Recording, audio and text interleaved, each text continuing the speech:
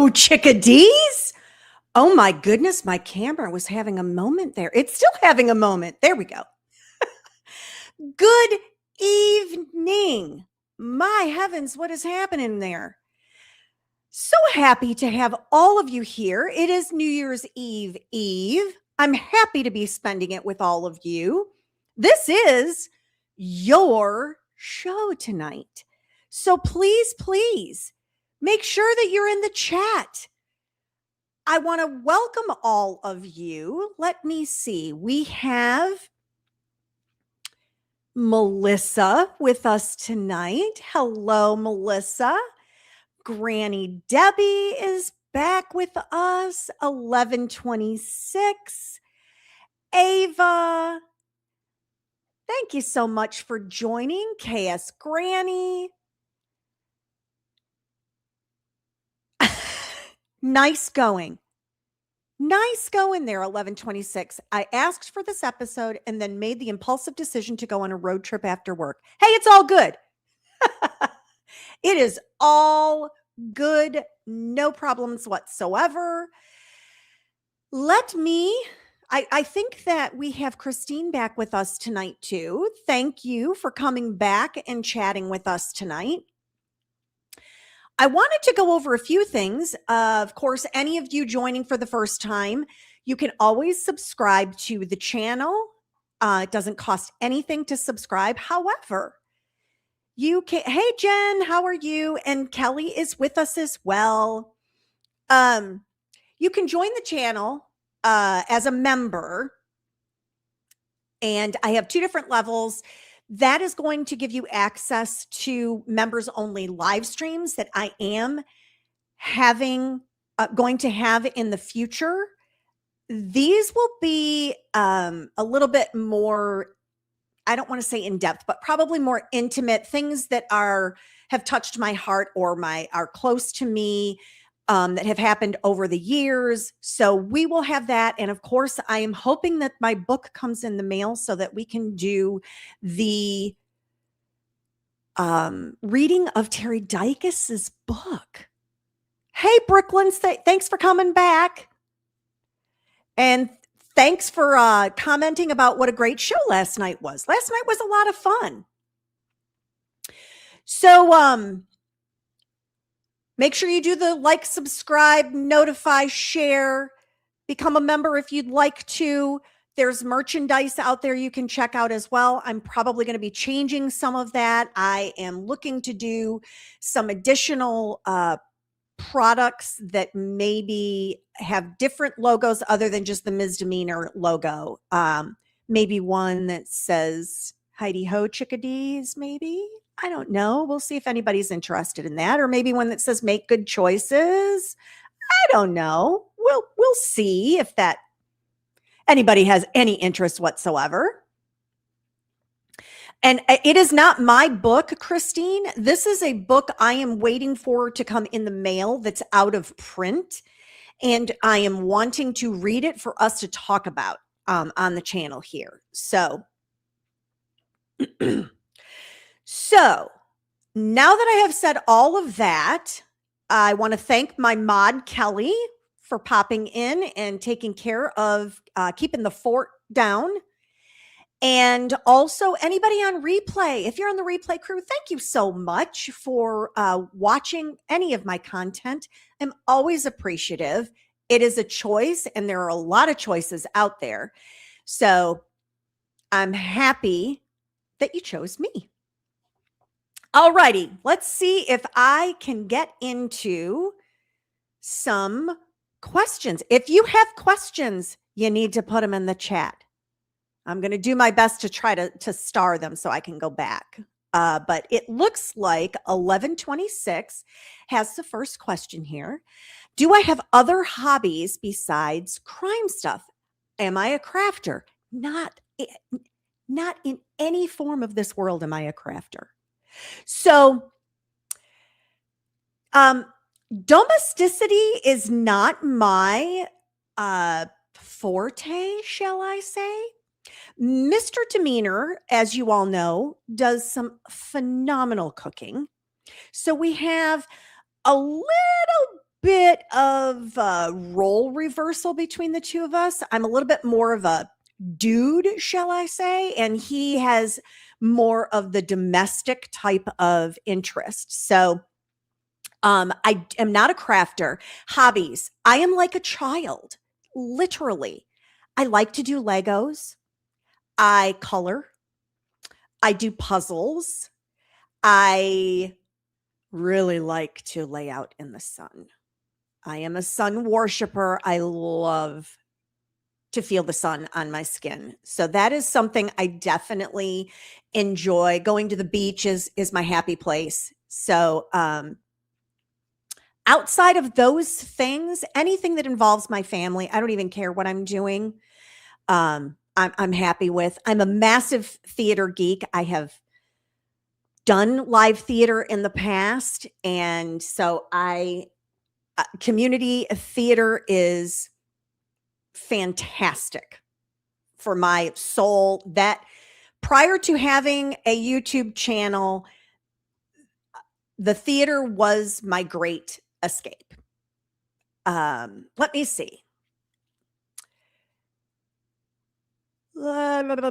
Jen is saying something to do with drag queens. That's how I found you. How funny. It actually had to do with being mistaken for Auntie Deb at the Donna Adelson trial. And so a couple things, I don't know that I have ever told the entire story of how this all came about. So on a quiet day in June 2025, I had this brilliant idea. I am going to start a YouTube channel. I'm going to do a true crime YouTube channel. And so I talked to my son. He is very knowledgeable about these things, and he encouraged me, gave me a lot of information, and I started. And that is where a lot of the themes that I have came up from in that time. And also on that day, I decided I am going to the Donna Adelson trial. And I had to pick what days. And so I pulled the map, pulled the calendar out, and I said, I'm going on this day and I'm going on this day. And whoever testifies on those days, that's how the chips are going to fall. And as luck would have it, I was there when Wendy testified. And I was there when everybody thought Jimmy was going to be there. And then he wasn't.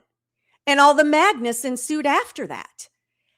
And so I went with a theater friend of mine to the trial.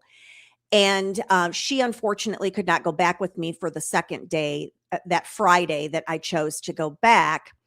And so I went by myself on that Friday. And that Friday is when the snitches came in. And that's when Rob Adelson testified. And it was unbelievable. And the recording when Donna didn't think she was being recorded on the jailhouse call. That was that day too. So I lucked into probably two of the best days of testimony, not because of any planning. It was just, that's how it happened. And yes, the energy in the room, so Rob, it was heavy and devastating. You could feel the sadness. You could feel, I don't want to say regret. I don't, it's like a regret. Like Rob was wishing he had a family that he doesn't have. And so that was really, really sad. And so I had followed true crime since I was a teenager. And that's back when the dinosaurs still walked. So I popped right into this, doing this because this is what I know.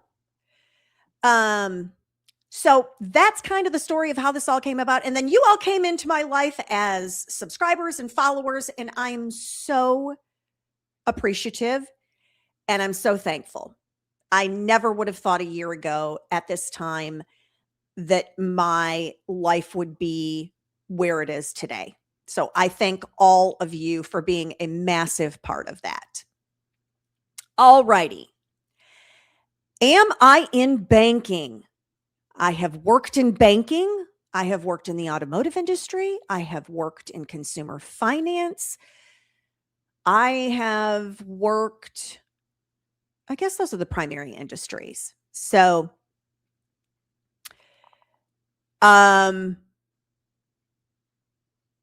there's been a lot of changes over the years in banking, and it's hard to stay on top of everything.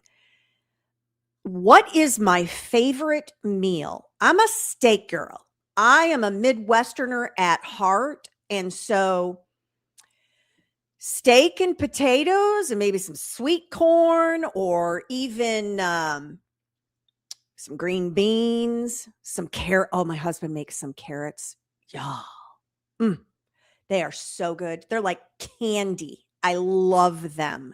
They are so, so good. And then my second favorite meal, and that would be a filet because I'm bougie like that. My second favorite meal would be flounder, Parmesan encrusted flounder over a bed of mashed potatoes. That I love that meal. Oh, heck, I just bumped something on here. Get my life together here. Yes, delicious meals. And let's see, more questions. Will I be attending CrimeCon 2026? You bet your sweet bippy I will be. I booked my hotel last night. Oh, Christine, I like prime rib too. That's one of my, at the top of my red meat list is prime rib. So yes, I'll be going to CrimeCon. Mr. Demeanor and I have a little timeshare. And so as luck would have it, I can stay in that little timeshare. My sister-in-law, who lives on the West Coast, is going to be joining me, just like she did in September when I went to CrimeCon. She met me in Denver for that CrimeCon, and we are going to meet again in Las Vegas for CrimeCon 2026. I'm very excited because I know a lot more about how it goes, how to prepare myself. They had me thinking I needed to do all kinds of extra stuff that I did not need to do. I basically needed a pen and paper and show up. Tell me what you got. Give me all the business because that's what I want to know. So yes, I will definitely be at CrimeCon in May. It is right at the tail end of May. And 1126, I'm wise. What should you be when you grow up? Oh, good grief, honey. I am not the person to ask that because I am 56 years old and I'm not sure I know what I want to be when I grow up. I'm on here. Who would have ever thought that? 55 years old, and I think I'll start a YouTube channel. Really? I guess as I tell my son, when he tries to navigate these types of waters, is I never really had a hard, fast plan. I wasn't 18, 19 years old and said, I want to be, and I think it's fantastic when people know that at a young age. I find it to be very common in specific industries, pilots being one, attorneys being another, doctors. They know at a very young age, this is what I want to do. I did not have that luxury. So I probably should have become an attorney because I do love the law. I was not one that had a lot of encouragement growing up to be able to get into college. I shouldn't say get into college, but to get into into law school or to be encouraged to even consider that. It just wasn't something that was a conversation. And so I didn't get encouraged to do that. What I did instead is, yes, my very first job out of high school, and I graduated, had commencement on a Saturday, and my first day at the bank as a teller was the following Monday. And so my very first real big girl job, I would say, was a bank teller. And I loved being a bank teller. And that proceeded into lots of other departments. And then, of course, years later, working in the automotive industry, living where I lived in Michigan, that's very common to work in the automotive industry. And so it was logical for me.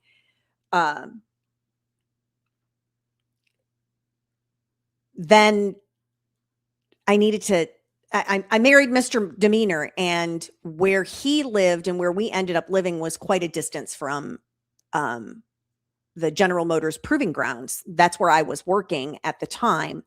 And I had to change because it was like a 53-mile drive one way. And I said, this is not for me. I don't want to do this anymore. And so that was kind of the last. Well, I did work in the automotive industry for a year or two after I moved away, but we eventually ended up moving to Tennessee, and that was a whole different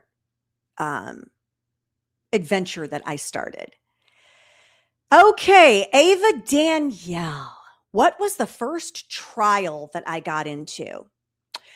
Well, probably the first trial that I remember being able to watch, see on TV, follow along at all, of course, would have been O.J. Simpson. I think anyone of my age, that was probably their introduction into how a courtroom and a trial operates. I had a little bit of an advantage because if I'm remembering correctly, I was about 24 years old when OJ happened. And I had already served on both a civil jury and a criminal jury by the time I was 18. Like I barely turned 18 years old and I was called for jury duty. So technically, I guess the first trial would have been the ones that I sat in as a juror. But the first one that was available to watch I really feel like it was OJ. Now, the first,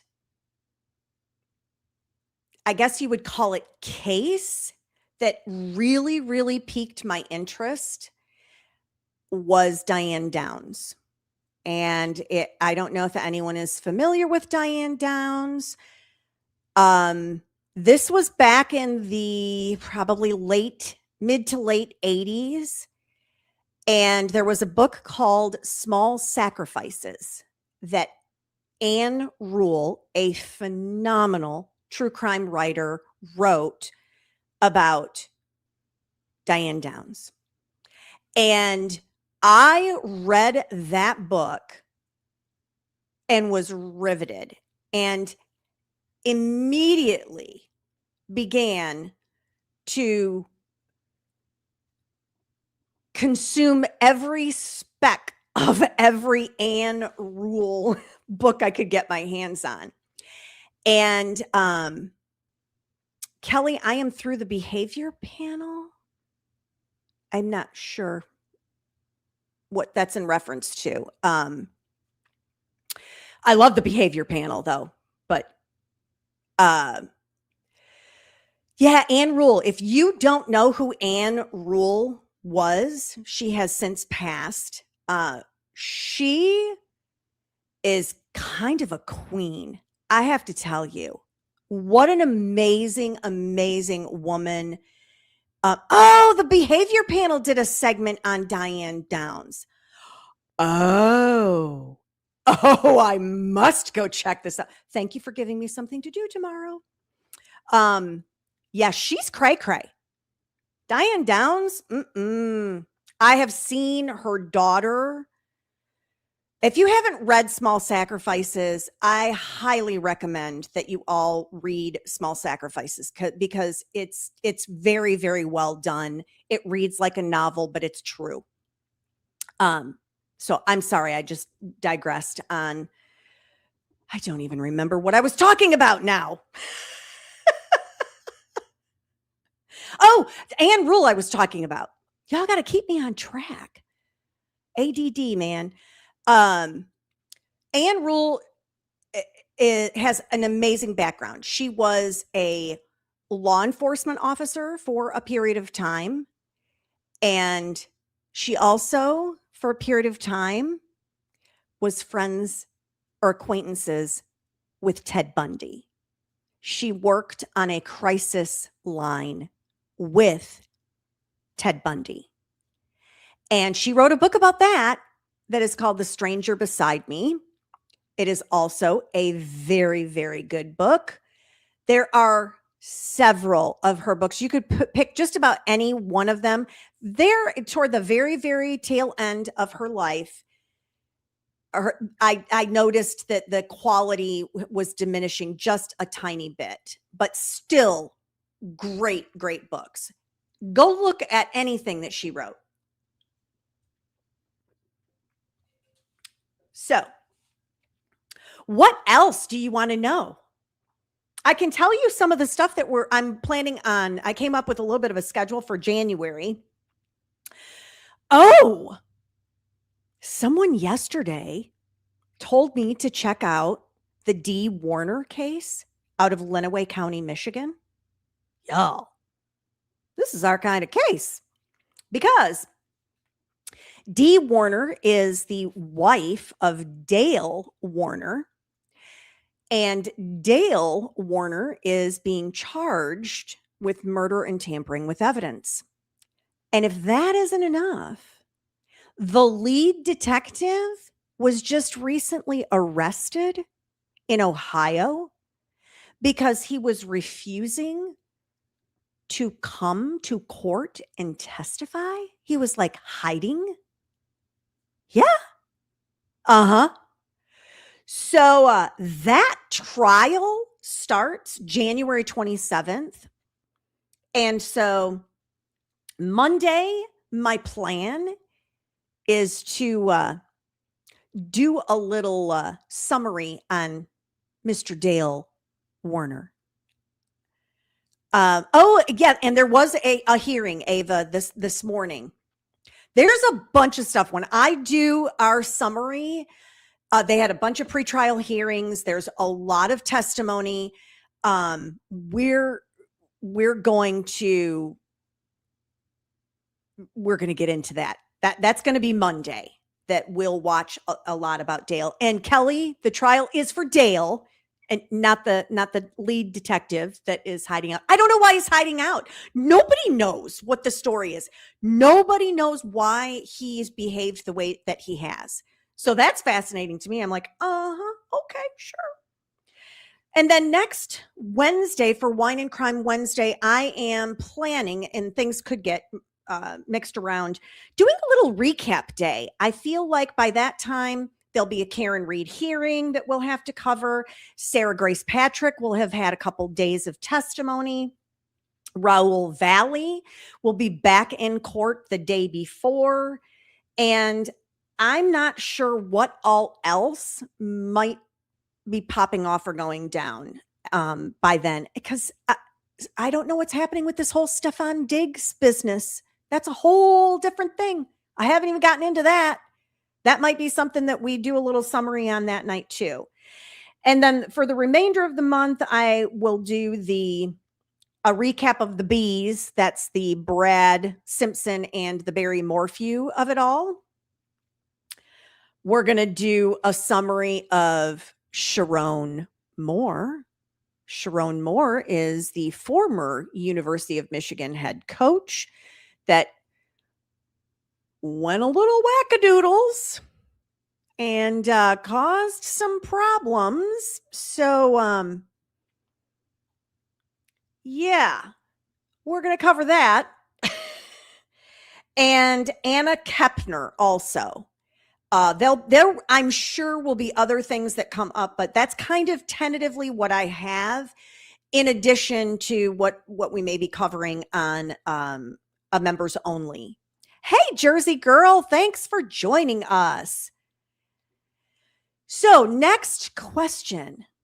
What is my favorite animal? Well, I'm a dog lover, but I have this weird fascination with otters and little baby goats.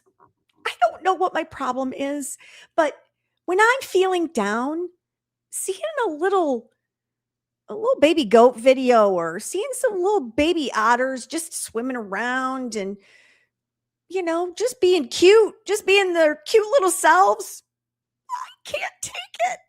Now, my favorite, as you all know, or some of you may not know, two dogs in the Demeanor household, Oscar, who is primarily Mr. Demeanor's dog, and Vivica is my little girl. They are both Shih Tzus. And if you make a Shih Tzu wet,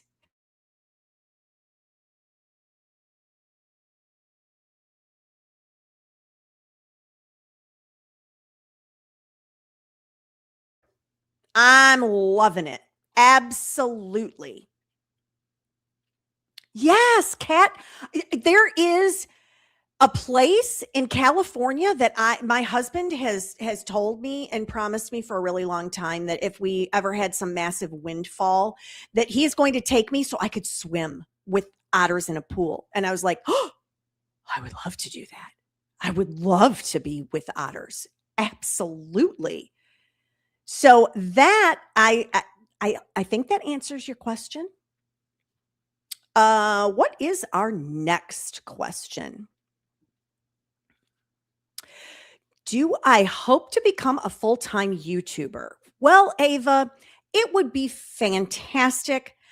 Unfortunately, I don't see in this particular genre a way for me to replace my annual income. I would love to have this as a full-time gig, but I also want to be realistic about it. And it is very, very difficult to make the kind of money that you see Peter Tragos, Turtle Boy, Emily D. Baker, Surviving the Survivor. Those individuals, they make bank, but they are in a very, very different caliber than I am. And so, as it stands now, this is my fun hobby thing that I enjoy. It keeps my husband sane so he doesn't have to listen to me talk about trials and everything else, because I come and talk to all of you about it instead. So and you're right, Melissa, they were all exactly where I am at one point. I'm kind of in this space where I like to have a plan. I like to have like when I was trying to get monetized originally, my goal was to be monetized by mid-February. I thought that was a realistic goal. And looky here we are. It's not even January and it's on. So that's kind of how I'm doing things. I don't want to put a lot of pressure on myself because I'm afraid that'll take the fun out of it for me. And I don't want to do that. I thoroughly enjoy this. And so I would love for it to be, but I don't know that that's realistic, if that makes sense. Okay. Kelly is asking now, what other things do you follow outside of crime, like gardening or whatever? Mm-hmm. Oh, and before I answer this, Ava, You are absolutely correct. That is what I've said many times. This is my retirement plan, that I can sit and talk to all of you until, I'm 94 years old. If anybody will listen, who knows what we'll be doing then. Okay, now I have there it is. What do I do outside of crime? So I am a massive, massive, massive football watcher. So football season comes and I'm like, all right, who's playing this night? Who's playing this night? Y'all don't realize me doing a live stream on a Monday night when there's Monday night football is a sacrifice, because I would far rather be watching Monday night football. But it's the end of the season right now and my Detroit Lions are out of it. So there's that too. So, the other thing, and I haven't gotten into it a lot as of late, because I've been really disenchanted and I'm worried that I'm getting the same feeling while I'm watching the NFL that I did with NASCAR. So y'all don't know this part about me. I kind of grew up in a garage. My dad was a diesel mechanic. That was what he did, and worked his way up to the head of transportation for our school district where I grew up. My dad was kind of a big deal in the community. Super, super amazing human being. I'm so fortunate to have had him as my father. And so I was the boy he never had and wanted. And so I spent a lot of time in the garage with him. I spent a lot of time watching racing, whether that was drag racing, whether that was NASCAR racing, dirt track racing. It kind of didn't matter. We watched it. So I grew up with a lot of that background.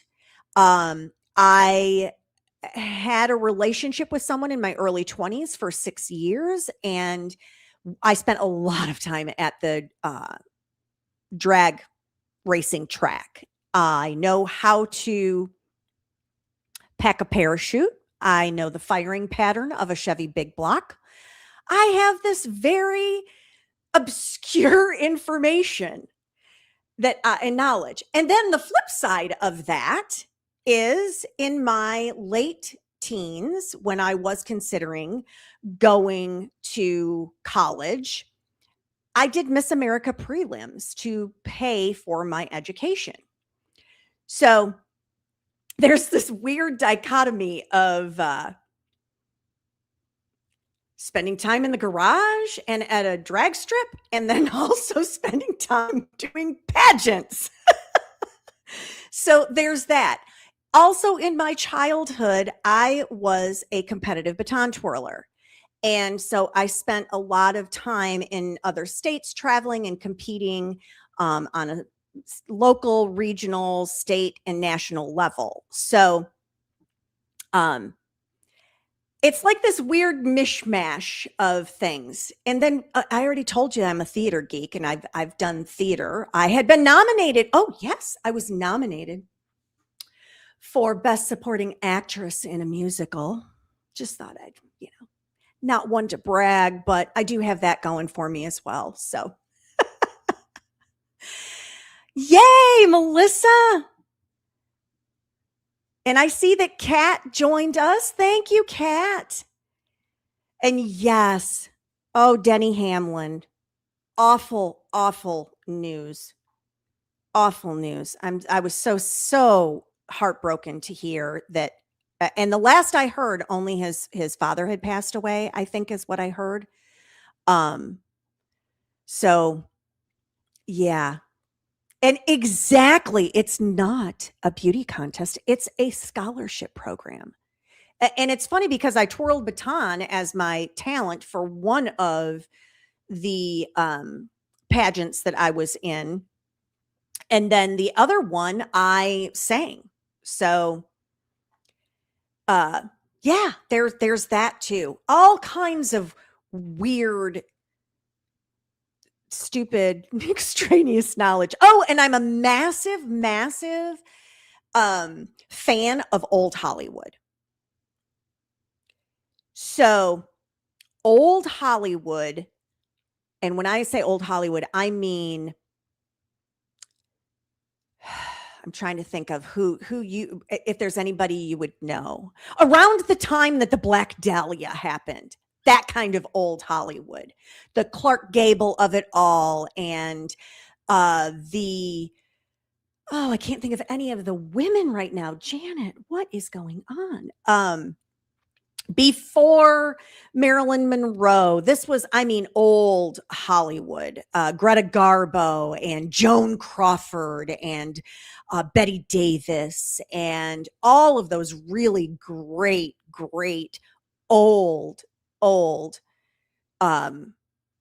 celebrities. And so much so, yes, Elizabeth Taylor and oh, I love Marissa Tomei. Yes, I tease my husband all the time, that my biological clock is ticking over here. So, I mean, not anymore because no. We don't need that. Myrtle Loy, yes. Rita Hayworth, yes. All of those. So I love the old style movies. Christmas time, we watch Meet Me in St. Louis, which is a very old Judy Garland Christmas musical. If you haven't seen it, you should. Always we watch White Christmas. Always we watch the original black and white with David Niven, Bishop's wife. And we always watch An Affair to Remember with my man, Cary Grant. I adore Cary Grant. Mary Pickford, Douglas Fairbanks. Let me tell you something, Ava. Because you all know I have this fascination about looking at houses and what has happened in them and all. Y'all know what I'm talking about. I have like this weird thing. So there is a property in the Hollywood Hills that was called Pickfair. That when Mary Pickford, yes, that's right, Pickfair. When Mary Pickford and Douglas Fairbanks were married, they owned this colossal piece of property at the top of the Hollywood Hills.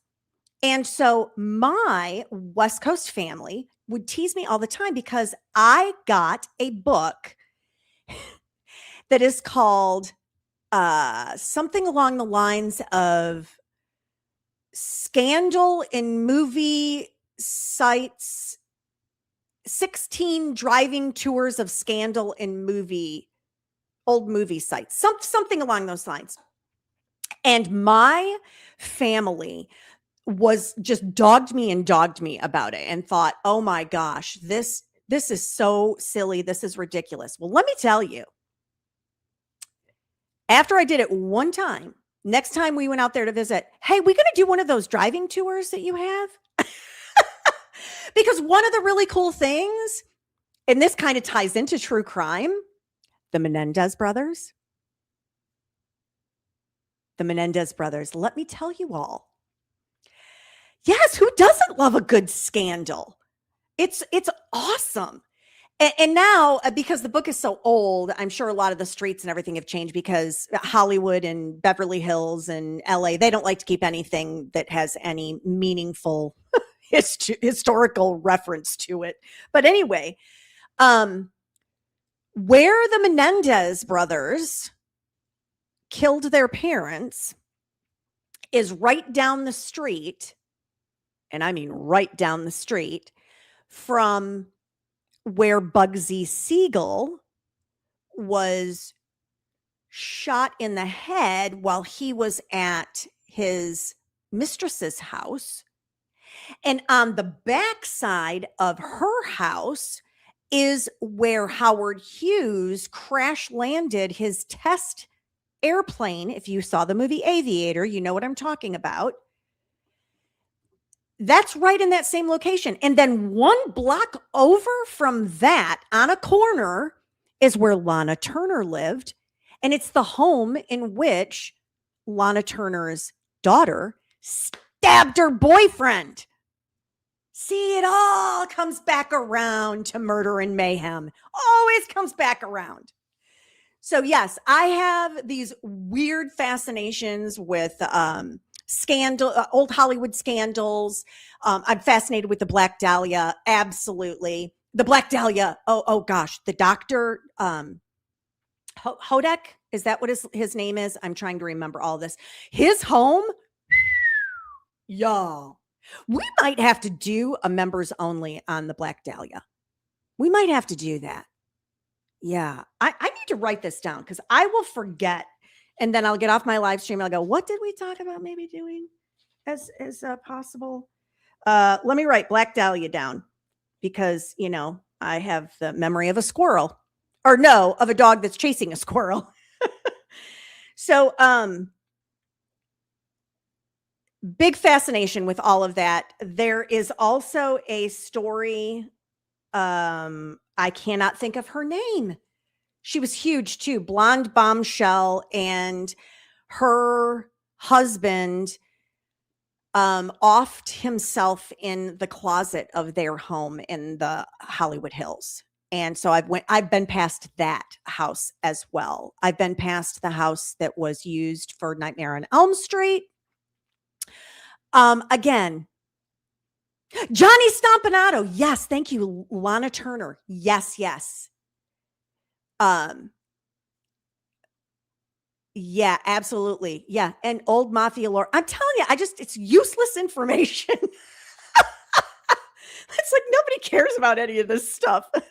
But I am a knowledge and information seeker, and so this is where all of that comes from. I just am insatiable about it. And so, and the whole old Hollywood of all of it, that's how kind of all of this, that portion of the true crime genre attracted me. So people that I'm super fascinated with, of course, Joan Crawford, Judy Garland,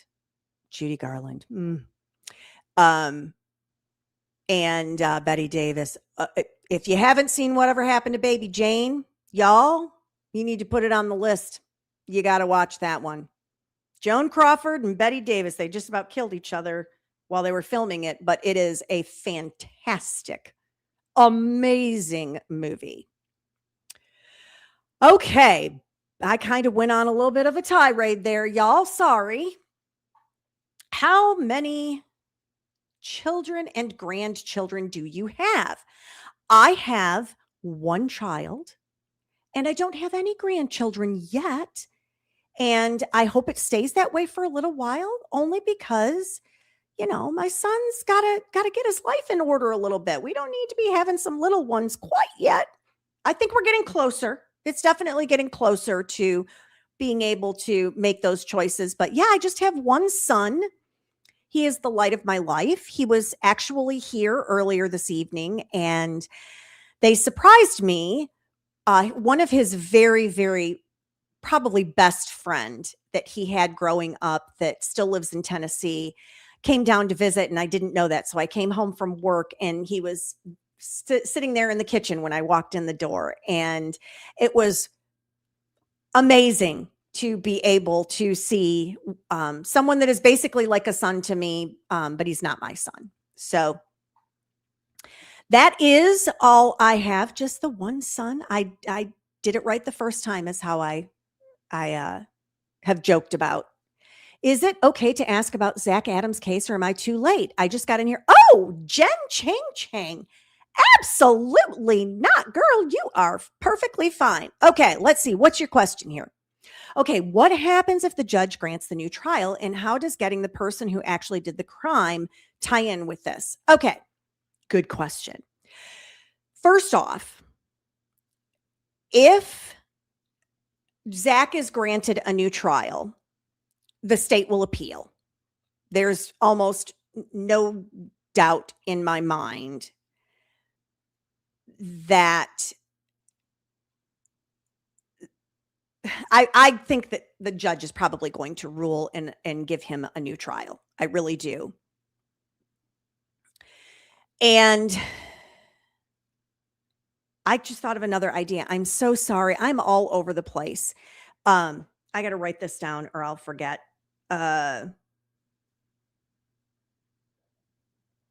My memory tonight is not very good, so that's why I'm writing it down. um, so yes, I believe there will be a an appeal that the state will file and will be in a holding pattern still. Now, I do like the fact in Tennessee there is a limit to how long the judge can take in making a ruling. So we'll have an answer by the end of March, one way or another. And so I'm afraid there's still a long way to go until Zach is free. And as far as getting the person who actually did the crime, I think we all believe in our hearts, based on the evidence that we have seen, that Terry Britt is probably looks the best for this because of his past history and because of the unbelievable coinky dinkies that took place throughout that day in particular. And let's not forget there was some weirdness a couple of days prior to that as well. So yeah, I don't think we'll ever see justice for Holly Bobo in the way of a real conviction instead of this witch hunt that was committed upon Zach Adams and Dylan Adams. And for the most part, Shane Austin as well.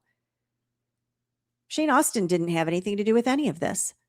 There's not a doubt in my mind. And so I find it to be tragic. I'm hoping that we get some really good answers very soon and that we can all try to move on. I don't care to ever see Jennifer Nichols' face again. And anybody that lives in that county in Tennessee, God bless you. Get out there and vote because you got a lunatic. She's unbelievable. And Kat, I want to say I watched the last 3 hours of your stream earlier today. Phenomenal. I'm so thankful that they had an opportunity to talk and giggle and for us to hear all of the funniness that has gone on behind the scenes. That was very heartwarming. It was great to see Cindy, and amazing to watch that unfold so quickly after the closing of the post-conviction relief hearing. And yes, rest in peace, Shane. What a tortured soul. It was not his fault. New merch idea. Shirts with making good choices. Oh, bow ties. I got to write this down. I already started to work on make good choices shirts. I started to work on one that says Heidi Ho Chickadees. And I'm trying to think, well, there was something else too that I had. Oh, what is happening? That's another one. So and if I could be any animal, what would it be and why? Before I go to that, yes, Cindy was amazing. I wish I could be there to have given her a hug. I can't, as a mom, I just can't imagine. I literally cannot imagine, because the love I have for my son, oof, that's a whole different level. And how she has managed to keep it together, God bless her soul. And she seems like such a sweet human being. I loved the fact that she said she saves the cups from the fast food restaurants so that she can use them in her home. What a sweet, sweet lady. Bizarro World, I can work on that also.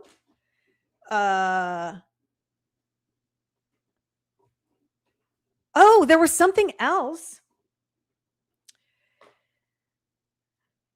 I'm thinking of trying to put together a um, something that says just me and my kinky vodka, because we all know about the kinky vodka now, don't we?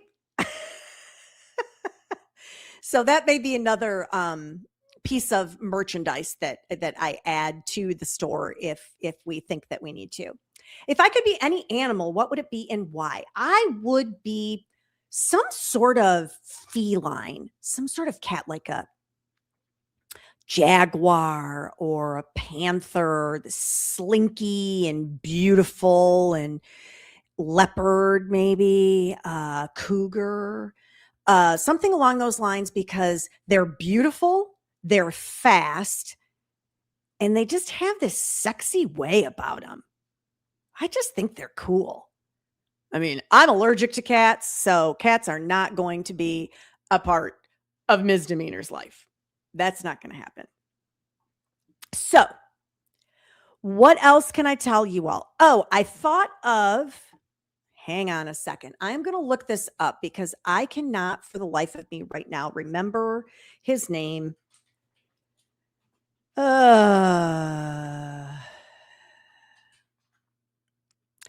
Jimmy Hoffa.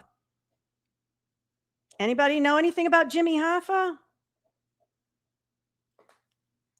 So, being that I lived in the Detroit area, this was kind of a big deal. They have yet to find any speck of this man.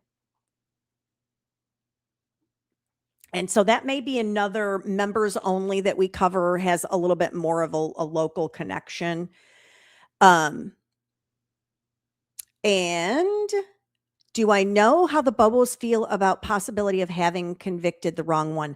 I have only heard rumors. I don't know. Maybe Kat can chime in on it.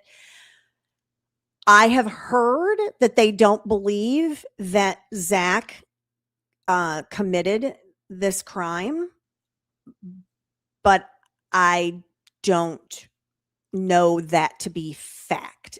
And I don't like to say things. I don't mind repeating it with the caveat of I don't know if that's true or not. So I don't have an answer to that. It looked like Amy Wyrick was like eyeing the Bobos and what they've been through and everything, but I don't know, because she was doing a lot of this like buffoonery of, pomp and circumstance and extra things she didn't need to do. There's no jury there. It's just the flipping judge. Woman, you need to settle yourself down. And Kelly, you're right. All the parents in the case need to have a support group. USMC. That's been a really super common theme for people to think that the Jimmy Hoffa is under the Renaissance Center. I don't think he is. I think that they were putting 696 in, and there's a good possibility that he may be somewhere there. We're talking about Jimmy Hoffa, if y'all have not picked up on that. And yes, hit the like, subscribe, notifications, become a member if you want, so that we can talk about some of these other cases. So speaking of members only, while you all are deciding what else you might want to ask me about my vast past in my interests, besides the Terry Dykes book, there is a missing persons case out of Michigan, Paige Renkowski. That is something I'd like us to possibly go over. There is the second person to have ever been captured from Unsolved Mysteries, was a case not very far from where I grew up. I have a family member that was bludgeoned to death by another family member. So there's always that. And there was a girl that I went to high school with. Well, two things actually. We had a murder that was committed in our high school. That was before I was very young when that happened. Um, and we also had a classmate of mine that disappeared, and we didn't know what happened to her. I mean, she disappeared in 86, 85, 86, I want to say. And last year, or it may actually have been earlier this year, I think it was earlier this year, they finally were able to run DNA and match it to an individual that also was part of another disappearance and murder of a young lady close to where I grew up. So when I say there are some connections locally for different cases or different situations, these are some of the things I'm talking about. There is also one, I have a really crazy, like mistaken identity story. And this all came about when I was recovering after my double mastectomy surgery. It was just weird, the things that had to line up. And so there's that to talk about. So I don't want to take up like the regular subscriber time to go into those types of cases. I feel like it would be better for us to do those as members only. So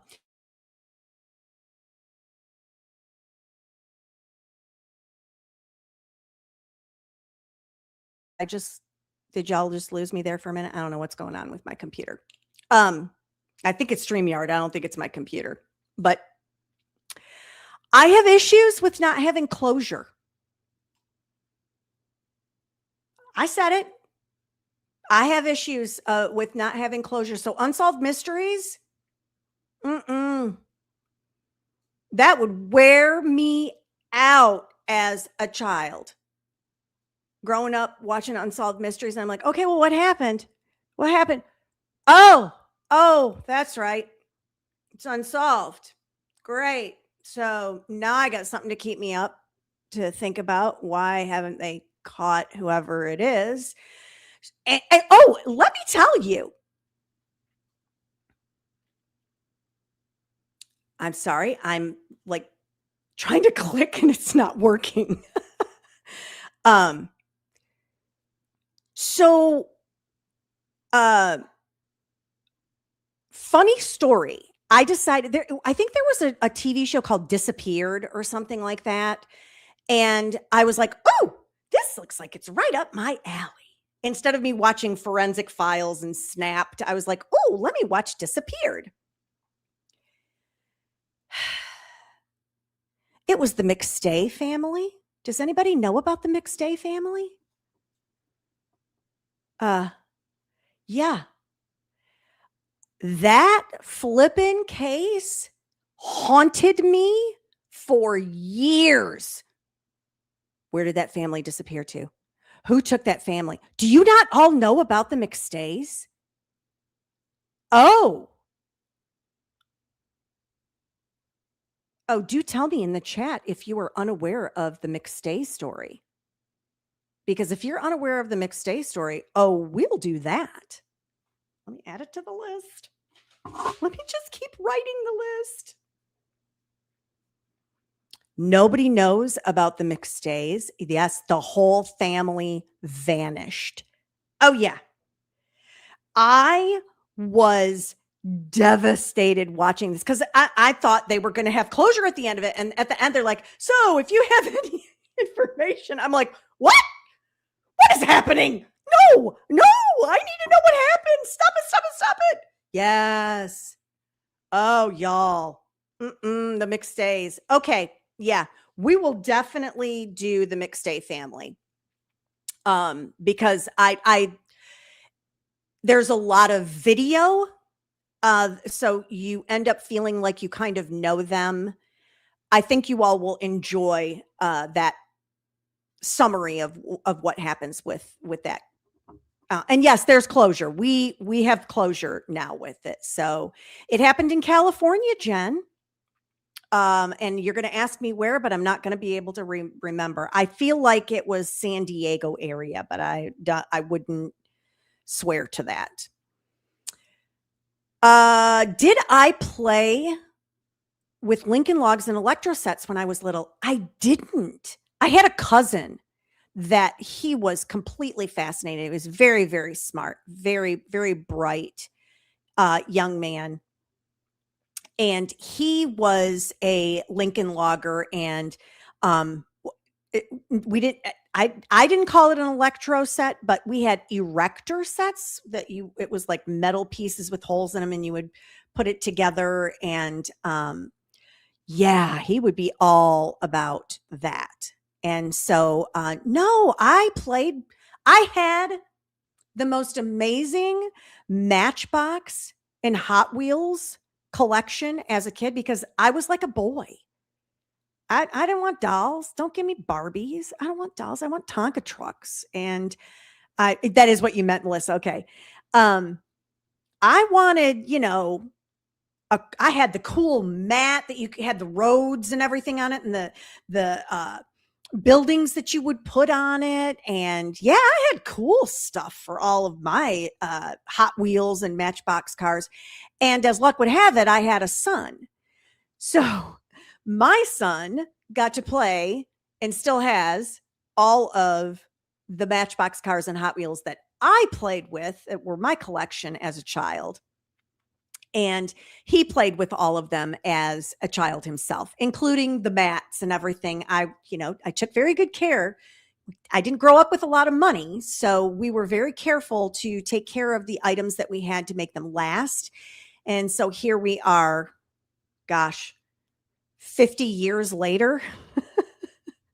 and they're still all together. And when my son has children of his own, they'll play with them too, because there's nothing wrong with any of them. So yes, that was my gig growing up. I had stuffed animals. I liked my stuffed animals. And I would perform.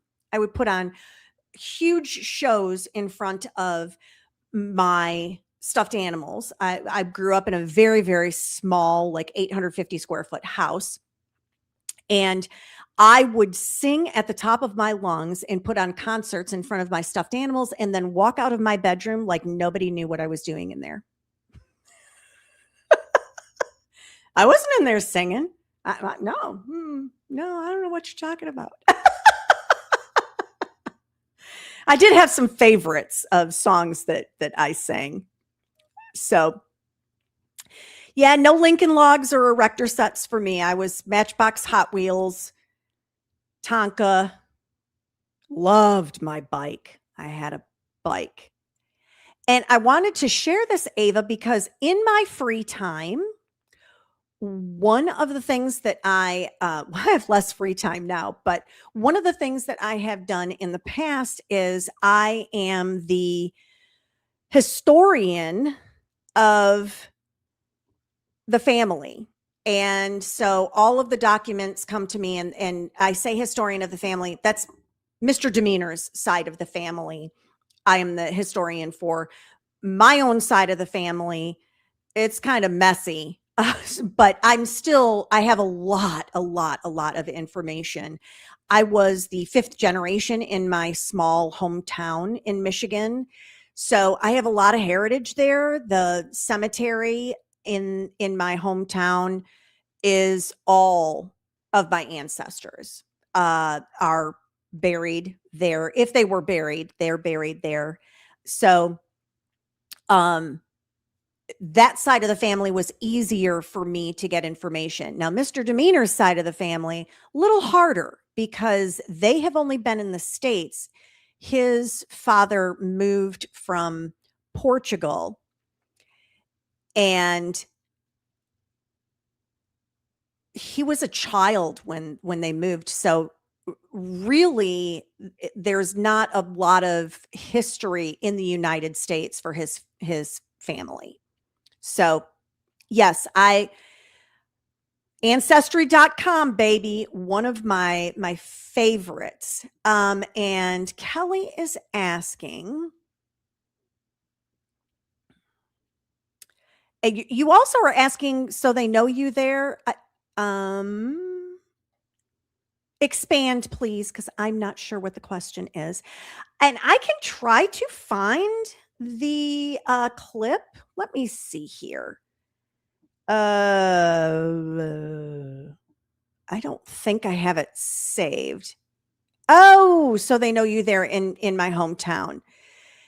I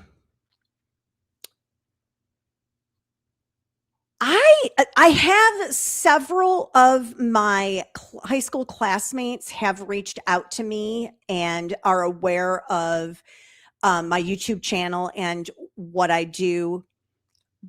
But for the most part, they don't know me.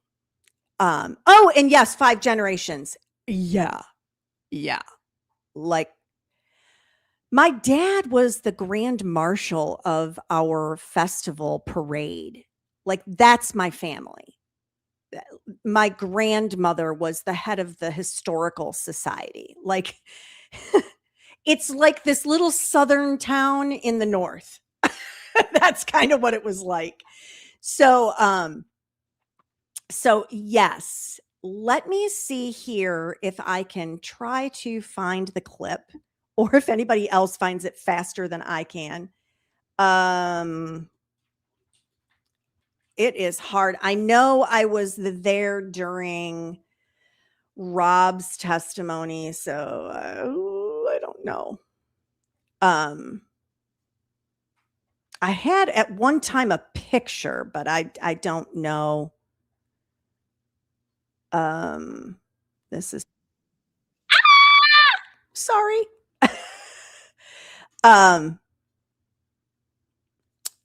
Okay. Here we go. I think I did find a little clip here. So because poor Rob. Poor Rob.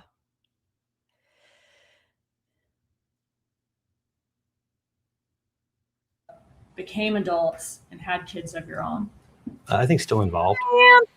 Was she more involved with your life? Do you see who's sitting right over her shoulder? That's Dennis Murphy. Yeah. He and his wife, Georgia. This is his wife, Georgia, the blonde right here. Yeah, we're like BFFs, you know. We go way back. Yeah, this is the blouse I wore that I caught a ton of grief. I think Melanie Little was the one that was like, I mean, who wears sequins to court? And I'm like, I do. I wear sequins to court. And they're not sequins, actually. They're like mirrored little reflective pieces. So yeah. I blinked out, man. Why not? Charlie's life or Wendy's life, would This you is say? the jury out. Probably more involved with Wendy and probably to a lesser degree with Charlie. Okay. And then would you be the kind of the least, she's the least involved with your life out of the three? There Yeah, I probably am. because I was older but sure, I agree. Okay. So you're the oldest child. You're out of the house before the other two? Yep. Okay. And yes, Ava, this is when everybody thought I was Jimmy with my wide neck and my big hands, and I heard it all. And I think sequins go with anything as well. So yeah, this was like my big discovery. Who knew? Such a crazy, crazy world that we live in, that the silliest things are what happen. It was one of the most amazing experiences that I have had. I will definitely say that. Just because, you know, y'all maybe didn't know or don't know. I followed this case from the beginning. like when Dan Markel was very first murdered, I started to follow this. I remember floating in my pool listening to a podcast in which there were clips of the podcaster trying to interview Charlie Adelson. Excuse me. And at the time I thought, well, good grief. He absolutely is involved in this. How are they going to get him? It was with him and I can't think of her first name, Meg Banawa. They were both a big part of this podcast that I listened to. And so I had been following this for years and years and years. So when this opportunity came up, I'm like, I got to go. I just have to go because I've followed this for way too long. So to be in a courtroom sitting directly behind the Markels and sitting, and yes, Katie Magbanawa, thank you. Sitting, a pew away from Harvey. Harvey held the door open for me the one day when we broke for lunch. That was weird. I just have to say that was weird. Because I'm like, sir, it was just awkward. And so, and then to see Donna there as well, it was a little surreal. And because I've read about them, I've heard about them, I've listened to stories about them. And here I was in a courtroom finally with the opportunity to see justice be brought for Dan Markel. And the irony to all of this also is Sunday I was doing laundry. And when I fold my clothes on my bed because it's easier to stand there and fold them than it is to sit down or say it hurts my back. So standing is a lot easier for me. And I always put some sort of crime, something or other on while I'm doing that. And ironically, there was a case. I turned it on and I heard the voice and I'm like, boy, that sounds like Georgia Kappelman. And then I look at the TV, sure enough, a very, very young Georgia Kappelman was in the story of the episode that I was watching. So funny how things come kind of full circle. But yes, that was my big coming out party, I suppose. Yeah, it was a huge case, Kelly, and it did go on for years. It really, I'm trying to think of anything that would even come close to what this case was, because there have been so many separate trials. I don't, like, you all understand Karen Reed 2 times. Now, this was Karen Reed like 4 times. So, yeah, it was very surreal to be there. And Melissa has a question. What is Mr. Demeanor's favorite Portuguese thing to cook? I would say probably, hands down, he loves his paella. It is a big family thing. And I am not, it's so awful. I'm not a seafood mixed with other food kind of person. And so I'm a little pickier about when we all get together and eat paella. But definitely, I would say that's probably his favorite. And I don't, he likes, paella, I would say is his favorite to make and eat. And yes, KS Granny, you are absolutely 100% correct. It was a lot like Lori Daybell because, her husband, her brother-in-law, her 2 children, her boyfriend's wife, her brother, like, what on earth, girl? Settle down with often people, man. You got to simmer it down.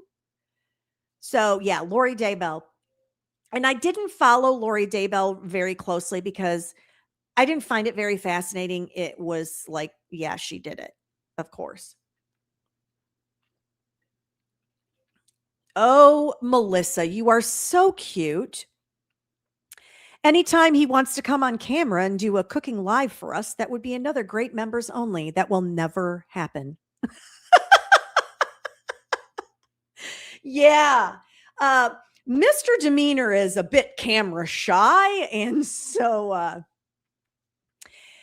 I don't see that one happening. I appreciate your encouragement and your desire for that. Yeah, this is like, so we're one of those married couples that we do a lot of things together. And then there are these really great things that he and I do completely separately. They're our own individual things. I personally feel like it is the reason that we have been together for 26 and a half years and married for almost coming on 26. And so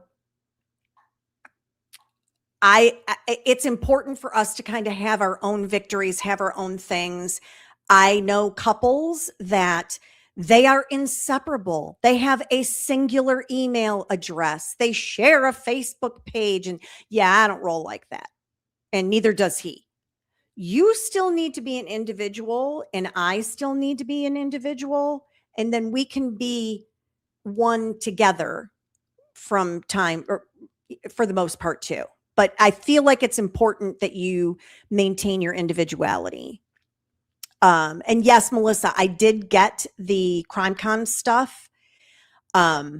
I haven't had a chance to pour over it. And I do know of her. I remember when the craziness was going on. And I was like, what is happening? And her name had come up several times. And no, Demeter is not a Portuguese name. Funny how that is. I will ask him if he would be interested in doing something, but I'm pretty sure I already know the answer. But I'll tell you, the thing that everybody comes to our house looking forward to when they come here for a meal, he makes a salad dressing from scratch. And I don't know how to make it. He knows how to make it. Other people have asked, oh, I really need that recipe. And he will tell them and then leave out like one ingredient. He refuses to let it go. We've joked for years that we should probably get it trademarked and patented or whatever you do and sell it, because everybody raves about this salad dressing. It's a balsamic vinegar based salad dressing, and everybody, oh, it's just so good. It's so good. And I think part of the reason it is so good is it's the way that he makes it. It's less, I mean, it has to do with what the ingredients are, but it's the way that he makes it. So yes, the salad dressing. What else would you like to discuss?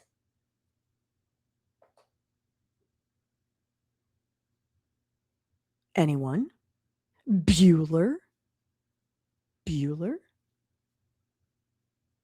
The new Newmans. Who are the Newmans?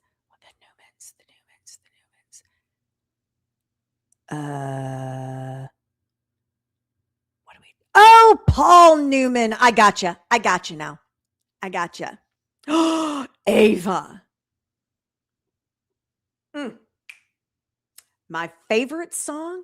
It depends on my mood. I have a couple favorite songs. So my favorite, like, fast song, Prince's Kiss. I will go on that. I love me some Prince Kiss. Over and over and over. I never get tired of it. Never, ever get tired of it. Annoys my son if it comes on the radio. I crank that sucker up and I'm like grooving, and he's like, I am so over this. So there's that. My favorite slower song or more mellow song is At Last. I love the song At Last. And my husband would probably tell you his favorite song to hear me sing karaoke, because Ms. D loves some karaoke. His favorite song for me to sing would be Patsy Cline's Crazy. That is every single time what he asks if we are at a karaoke, at any place that there is karaoke. You're going to sing Crazy, right? Right? You're going to sing that, right? So I have some country song favorites because I am a country lover. But off the top of my head, I would say those two songs, definitely Prince's Kiss. I can be in a bad mood and I will hear that song and I'm like, bam, I am ready to conquer the world because Prince is talking to me. And another song, oh, Beyond the Sea. Yeah, Bobby Darin. I like that too. And now I've lost the other song that was in my head. I'm telling you, my mind is a sieve today. But I really love Prince, and I dig that. Oh, I know what I was going to say. Another song of mine that I just like I like everything about it, actually. Travis Tritt. Here's a quarter. Call someone who cares.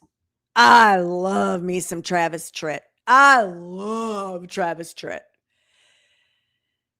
Am I nerdy about any particular fandom? The old Hollywood's old celebrity, definitely.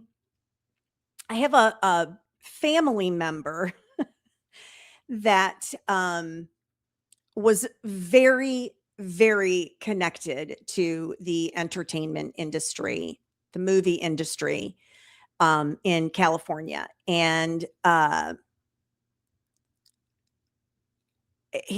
the ability for them to be able to stay calm and with some of the things that they were exposed to is fascinating to me. So I have had many, many conversations with this family member about their career and the things that they accomplished. They were very involved in the movie industry. I dare say, Melissa, your friend Jason would probably, I wouldn't guarantee it, but would probably know this individual. So yeah, they were kind of a big deal. And so as far as nerdy about any particular fandom, I would say that's probably the closest I can get. I do really love that the behind the scenes, how movies are made, how here's a fascination I have. I love to try, and I've had this conversation with my son many, many times.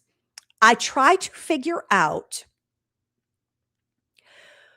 what is the quality that made Marilyn Monroe enormous and Elvis Presley enormous. Like what is that quality that made them different? What made Marilyn Monroe different than Lana Turner? What made Elvis Presley different than, say, Johnny Cash? Like what? I'm fascinated with the celebrity aspect of human nature and why individuals are so attractive to the like what is it that they're attracted to? I guess that's the best question. it completely fascinates me. So human nature in general fascinates me. That's why I tend to be interested in cases more like Christopher Watts, because it's fascinating to me that you're just chugging along in your life, and then all of a sudden you decide to off your whole family. What? Who does that? That is fascinating to me. The infamy of it, I guess maybe it's the infamy. I'm just fascinated by it in general. My favorite genre of music, I would say it probably pretty easily is country, but I notice as I get older, I'm kind of a yacht rock kind of girl. I do love me some yacht rock. It's nice and relaxing, and I'm good with that. And do I collect anything? So misdemeanor is in a part of her life where collecting, I'm trying to get rid of stuff. I might die, like, soon. I don't want to have a bunch of crap that everybody's got to go through. So I don't really have anything that I collect. I used to sort of have some things that I collect. I really don't now. It's funny. One of the things that happened, I got to get a drink here. Hang on. One of the things that happened through my cancer journey,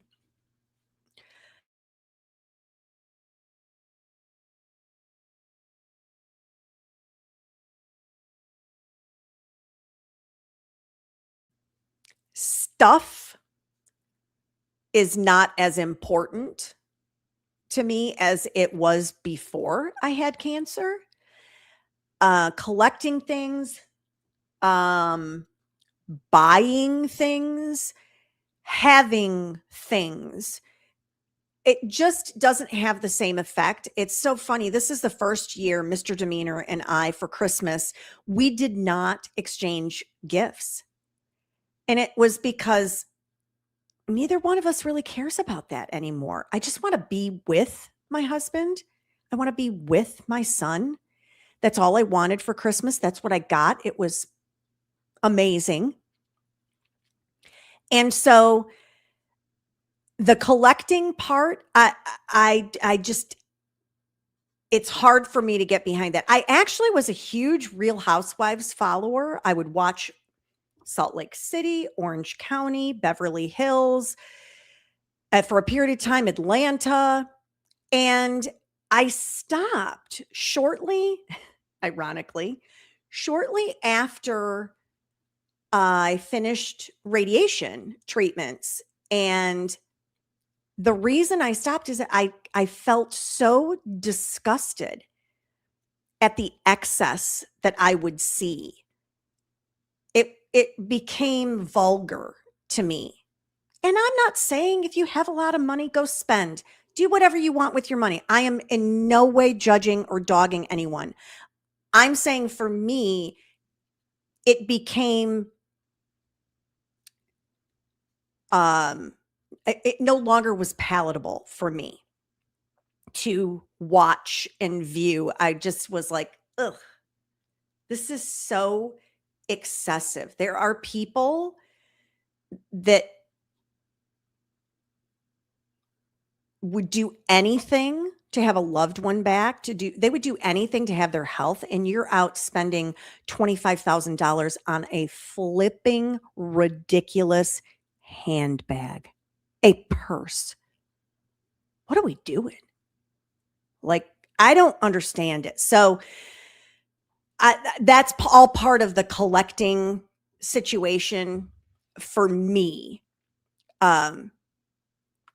And so, yeah, I'm not a collector of much. Even my clothing, I love to wear nice looking clothes. but I buy them at a consignment store in town here. I don't buy them new. And yes, Ava, at our age, you want to get rid of stuff. Here's another little tidbit of information. I grew up with a mother that was a hoarder.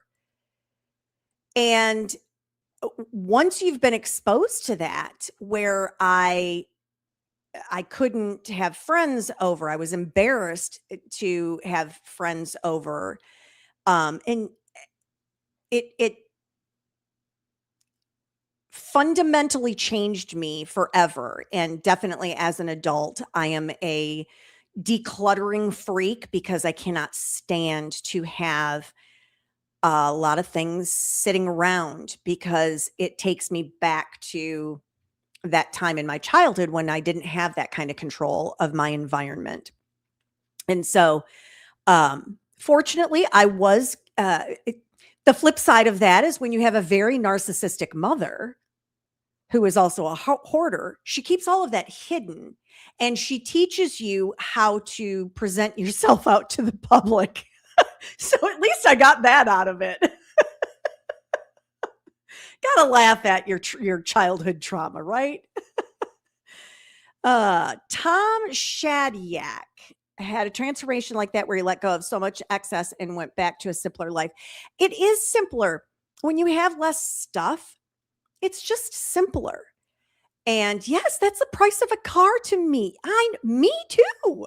Now I am bougie about my car, but I grew up outside the Motor City, so what I drive is a big thing to me, especially my dad had a street rod.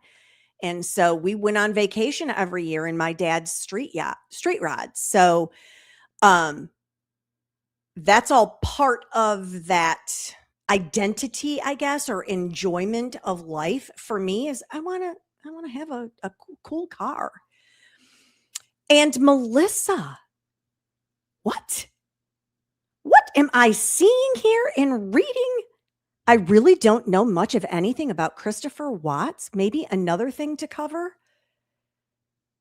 Y'all tell me in the chat. Is this something I need to cover? I'm going to write it down, and then if you all say, no, we're good, I'll cross it off. But that is a really super fascinating story if y'all don't know about that either. Let me know in the chat. And I think I'm caught up on my questions. Does anybody else have burning questions they want to get off their chest?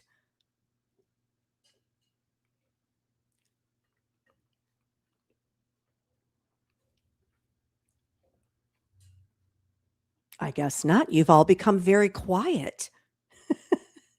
Or you know what? This happened earlier, and then all of a sudden I had 12 messages that popped up. So I will I can, but it'll make your blood pressure go up. I agree, KS Granny. Oh, favorite movie. Oh boy. It's hard for me to pick just one. I have several movies that I really like. I told you about one, Whatever Happened to Baby Jane. That's one that I really like. Meet Me in St. Louis is right up there as one of my favorites.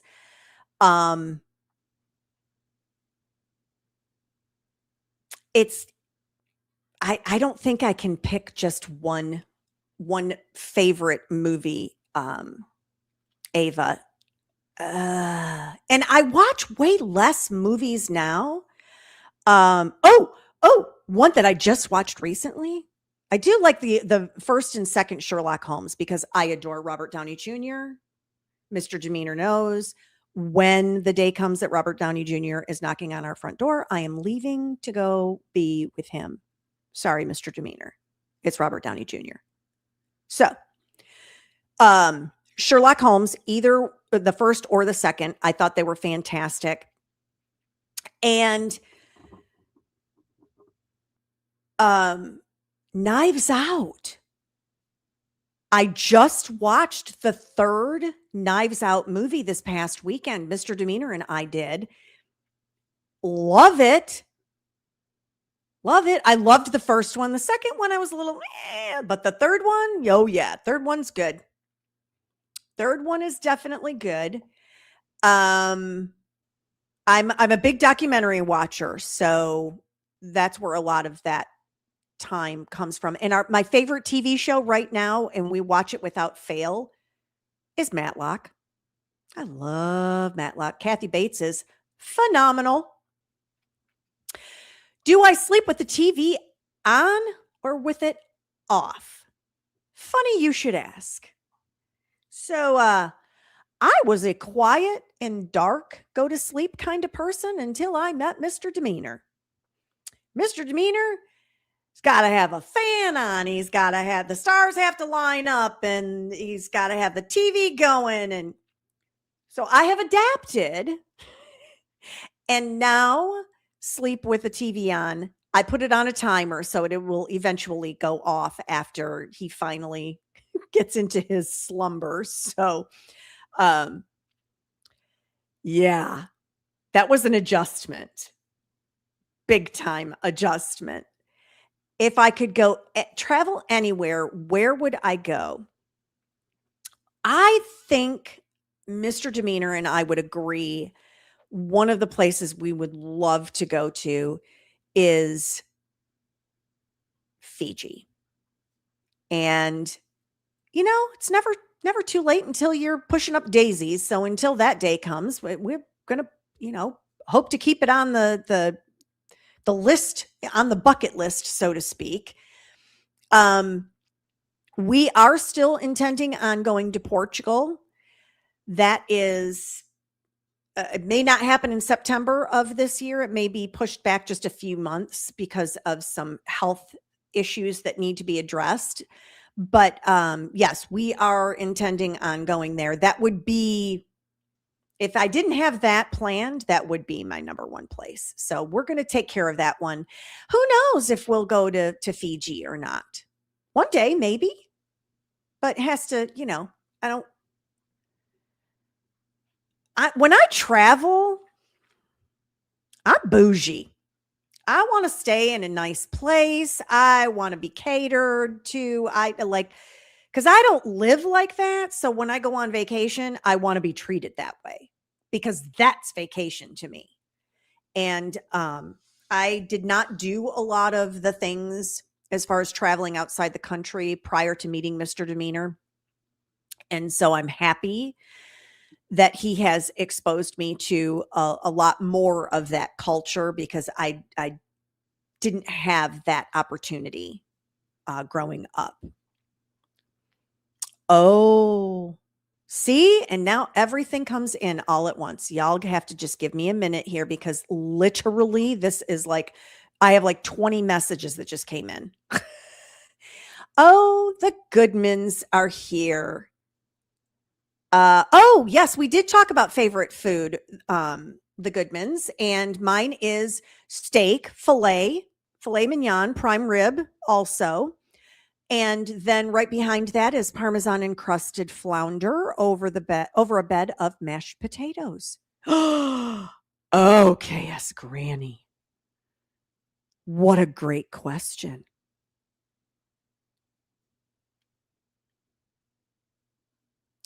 Okay, sorry, I was getting caught up here. Kelly is saying she tried so hard to watch the first Knives Out and you can get past the first 20 minutes. Hey, for some people, it's just not their thing. And I get it. There have been other things that I'm like, I don't get it. What do we do?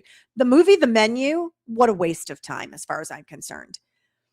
And if you haven't watched the new Matlock, you should start from the beginning though, because the storyline, you need to know what's going on. It's nothing like the original Matlock. It is very quaint, cute, and I love it. White noise. I'm just starring some of these. Okay. Do I like to ride roller coasters? Yes. Yes, yes, yes. Okay.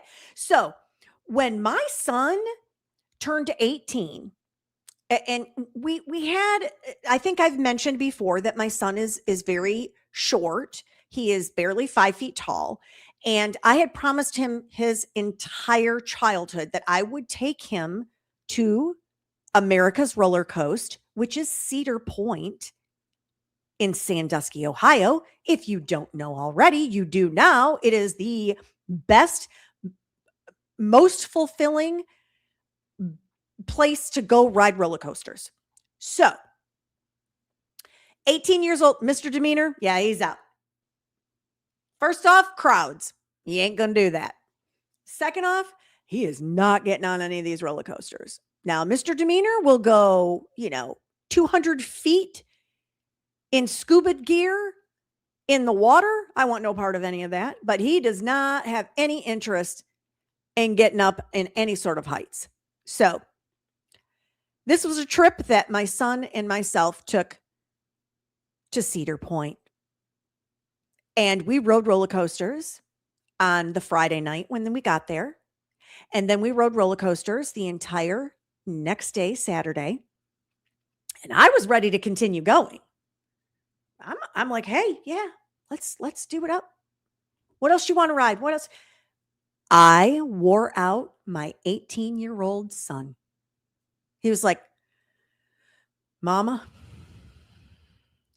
I've really enjoyed this, but I think I want to get in the bed. So yes, I ride roller coasters. Millennium Force. I haven't done Top Thrill Dragster.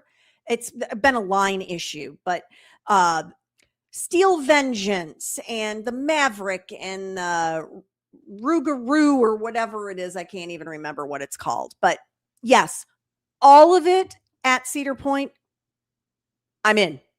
The Corkscrew, the Gemini, the Magnum, yeah, all of it. Love roller coasters. Yes. Okay. I have some more starred questions here. If I could try time travel, where would I go? Easy. This is so easy for me to answer because I've had this conversation with Mr. Demeanor many times that I feel like I was born in the wrong time. And I would absolutely go back to like the 30s and 40s. And I would be a gangster's mistress. Heck yeah. All day long. Sign me up. That time travel, I'm going there. Let's go have some fun. Let's live it up. And yes, the menu is dumb, Melissa. And I think this is stuck again here. I don't know what's going on with StreamYard today, but this has been an issue. And the Orient Express, I have not seen the Orient Express, and I want to because it's a Johnny Depp thing. I need to put that on my list of movies to watch because, yeah, that I think I would enjoy that movie. And I'm going to try to, I don't know what to do. It feels like it's stuck. And y'all can't communicate with me if it's stuck. I bet you I can go online here and find you.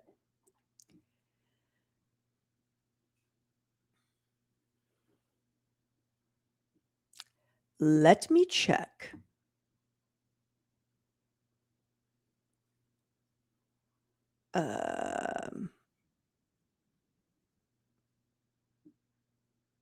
Yeah, see, I'm way behind. Okay. I'm checking the chat on my YouTube channel because StreamYard is being difficult. So bear with me. I'm going to try to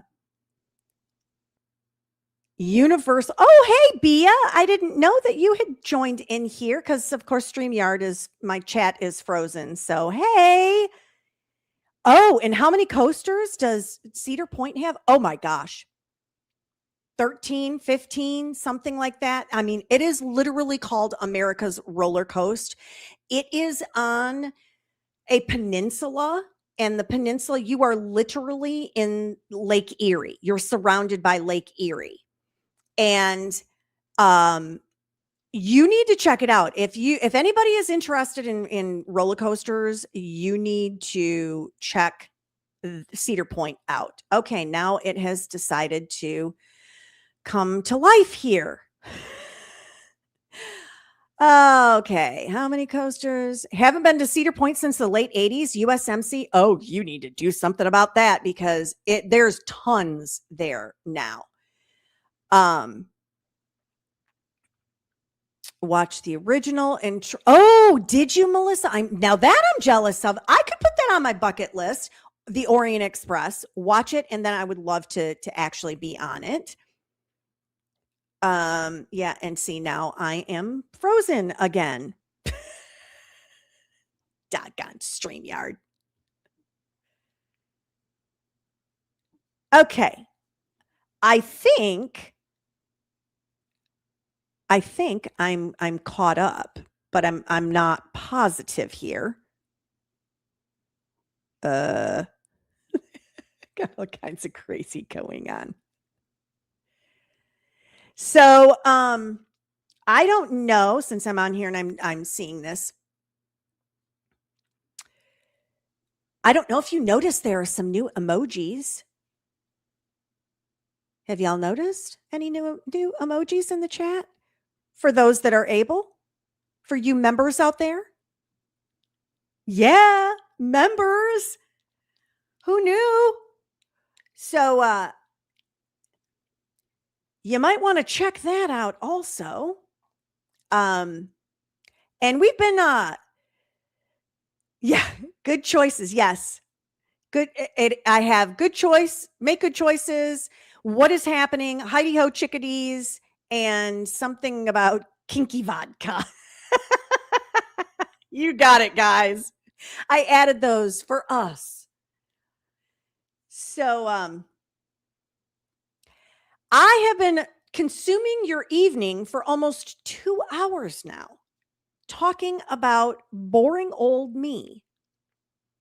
And please let me know if there's anything else you want to ask about. I have added some things we talked about tonight on my to-do list of things to cover. One of those is going to be the McStay family disappearance. We'll cover that. Does anybody have an interest in Jimmy Hoffa? I wrote that on the list. Black Dahlia we talked about. And I think that is basically the only ones I remember or that I wrote down from our conversations. So again,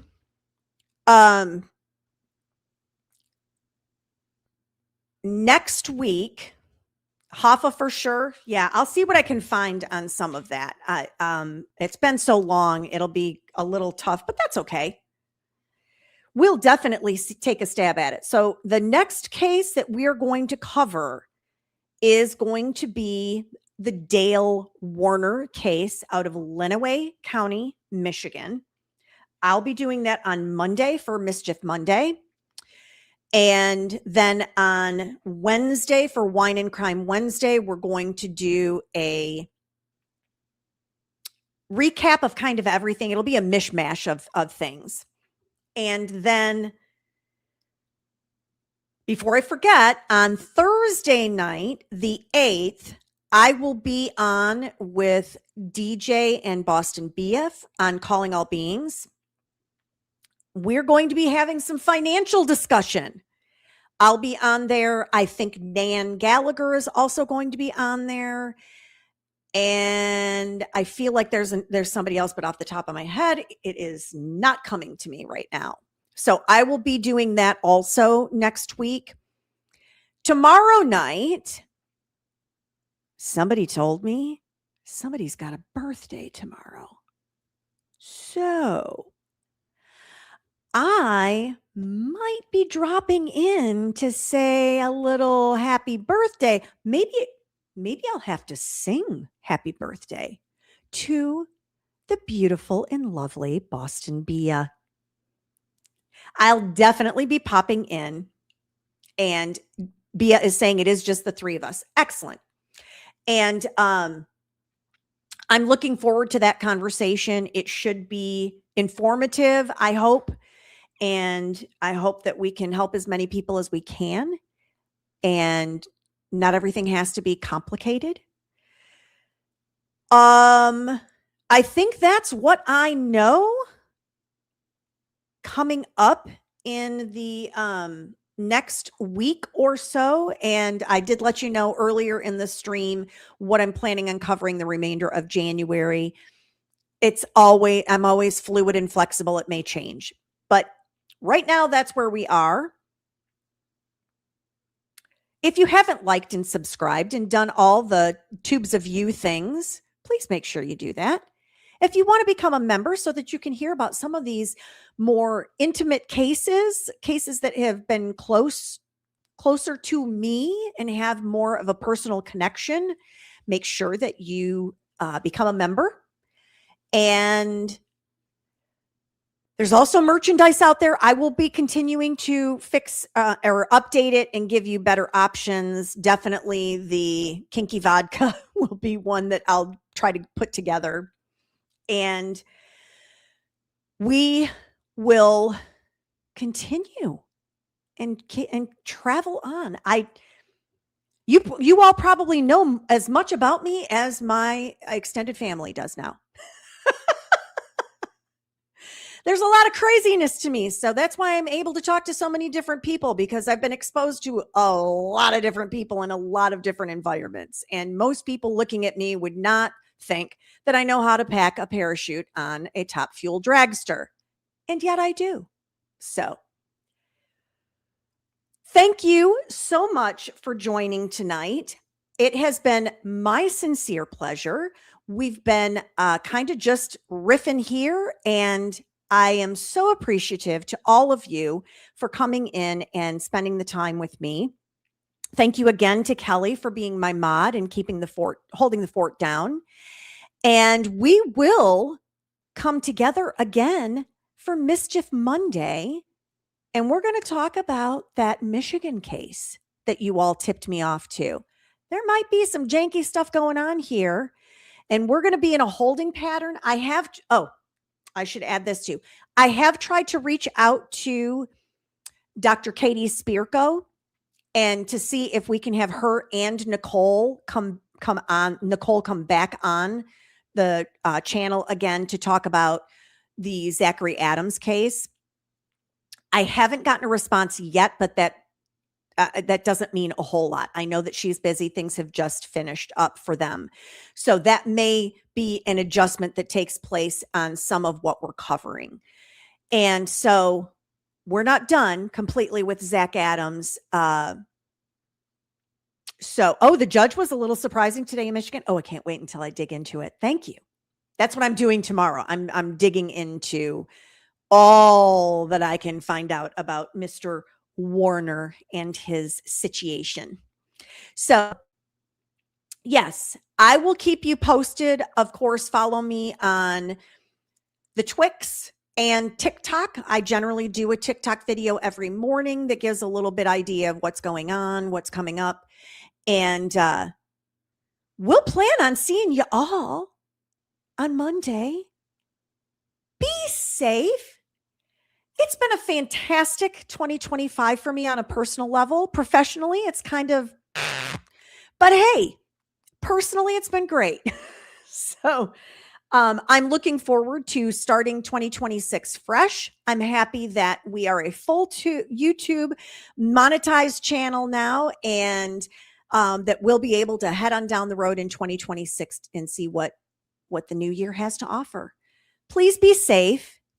I'm still trying to figure out for sure what pajamas I'm going to wear tomorrow night for my unbelievable New Year's Eve party in my living room, maybe in my bedroom. But all of you, hang tight with your loved ones. Be safe. Get a designated driver. get the Lyft, get the Uber if you've had too much to drink, and be safe. Stay away from the kinky vodka.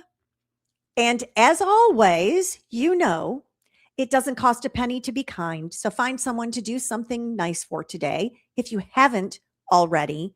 And remember,